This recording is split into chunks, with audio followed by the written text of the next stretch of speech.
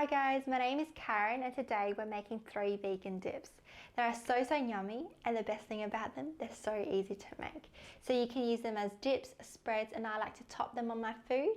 And also you can eat them for breakfast, lunch, and even as a side for dinner. You're gonna love them so much, and I'm so excited to show you. I said so way too many times, didn't I? First up is this exciting edamame and black pepper hummus dip. If you love hummus, you definitely need to try this one out. Cook or defrost 300 grams of frozen edamame beans. Remove and set aside to let it cool for a few minutes.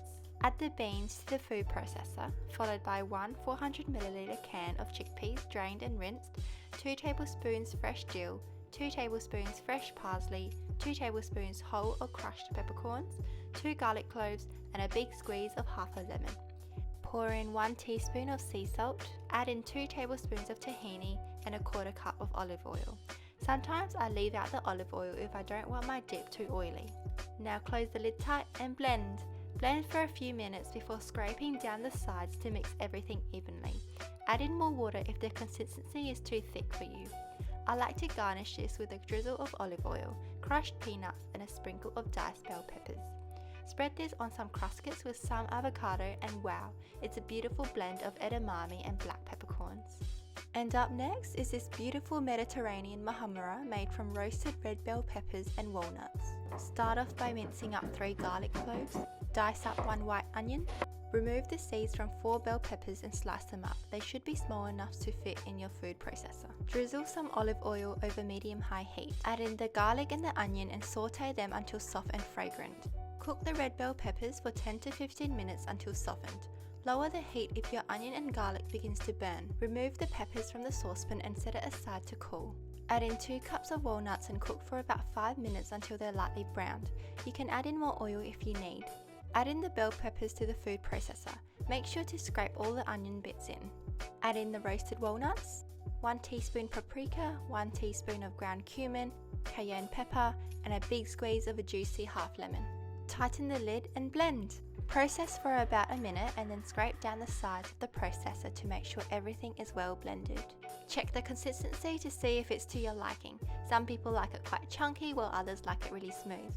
I like to blend for around 3 to 4 minutes. I really like the consistency that it gives me. Season with salt and pepper to adjust it to your liking. Sometimes I like to add in a bit more lemon juice to increase the tanginess a bit. Blend again to mix everything together. And we're done, guys! So I like to garnish this with Italian parsley and crushed walnuts. It's perfect to dip some toasted Turkish pita and some celery sticks. The orangey red hoot is beautiful on a grazing table at parties. This Aubergine Caviar dip is sophisticated in its name and taste, but it's so simple to make. Preheat the oven to 200 degrees Celsius and place the 2 eggplants on a baking tray and poke holes in them so that they don't explode. Bake the eggplants for 30 to 40 minutes until tender, and when they're done, set them aside to cool. Meanwhile, chop 1 white onion into quarters. Press down 3 garlic cloves, slice the ends off the cayenne pepper, chop the 1 tomato into smaller pieces, and make sure to dry the tomatoes off with a paper towel to avoid a watery dip. When the eggplant is cool, cut in half, remove the skin and scoop the flesh into a food processor. Add in the chopped tomatoes, onion, garlic, mint, parsley, and basil. Drizzle over 2 tablespoons of balsamic vinegar, 2 tablespoons of olive oil, and blend. Blend for a minute before opening it up to scrape down the sides. Make sure everything is mixed in really well. Season with salt and pepper and process for about 4 to 5 minutes. That's my preference for a smooth consistency, but if you like it chunkier, then definitely stop earlier. And there you go, guys, a sophisticated yet so simple aubergine dip. I like to garnish it with alfalfa sprouts, some crushed peanuts, and leftover fresh herbs. Toast up some pita bread and you're good to go. Definitely, it's a party pleaser for sure.